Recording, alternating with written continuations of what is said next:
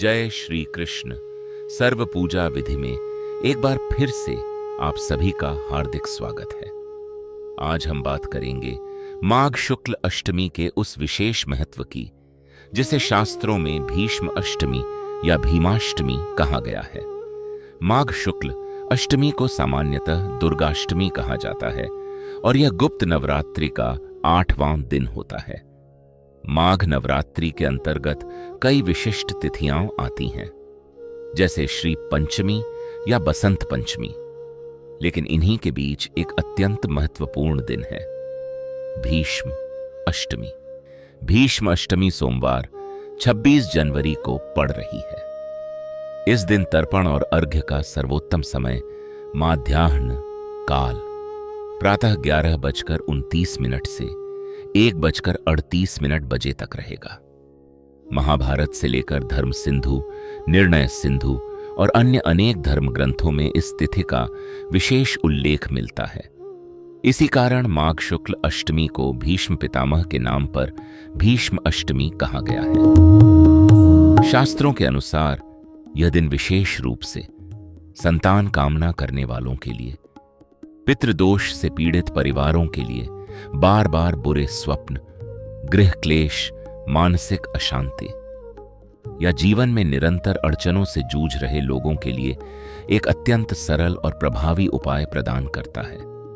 यह मात्र 5 मिनट का कर्म है और इसे स्वयं किया जा सकता है। तर्पण करने के लिए आपको चाहिए कुशा/दर्भ, यदि उपलब्ध न हो तो अनामिका उंगली में स्वर्ण, रजत या तांबे की अंगूठी धारण करें। ताम्र पात्र, तांबे का बर्तन, आचमन हेतु कलश व आचमनी, हाथ पोंछने के लिए नैपकिन, बैठने के लिए आसन। जिन्होंने यज्ञोपवीत, जनेऊ धारण किया है, उन्हें तर्पण से पहले यज्ञोपवीत को अपसव्य करना होगा, दाएं कंधे से बाएं कंधे की ओर। तर्पण से पहले आचमन करें।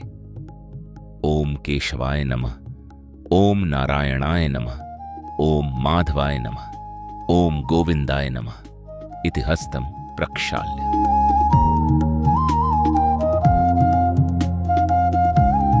अब ताम्र पात्र में जल, गंगा जल हो तो उत्तम, लेकर दाहिने हाथ के अंगूठे की ओर से जल छोड़ते हुए निम्न मंत्र का उच्चारण करें। वैयाघ्रपदगोत्राय सांकृत्य प्रवरायच, गंगा पुत्राय भीष्माय आजन्म ब्रह्मचारिणे, अपुत्राय जलम दद्मे नमो भीष्माय वर्मणे।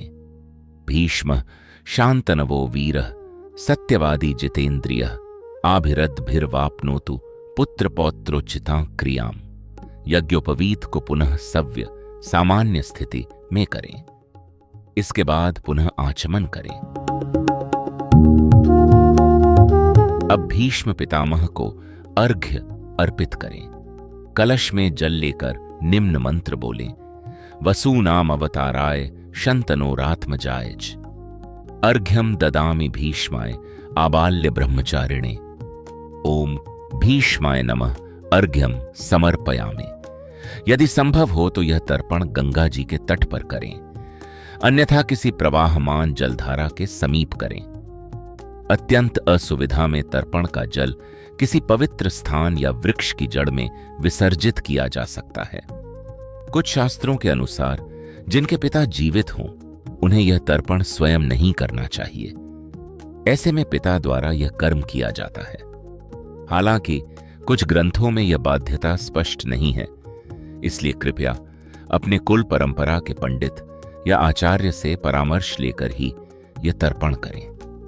भीष्म अष्टमी पितरों की प्रसन्नता, संतान प्राप्ति और पापों के शमन का एक अत्यंत श्रेष्ठ और सरल उपाय है। यदि आपको यह जानकारी उपयोगी लगी हो तो वीडियो को लाइक करें, शेयर करें और ऐसे ही शास्त्र सम्मत विधियों के लिए सर्व पूजा विधि चैनल से जुड़े रहें। धन्यवाद। जय श्री कृष्ण।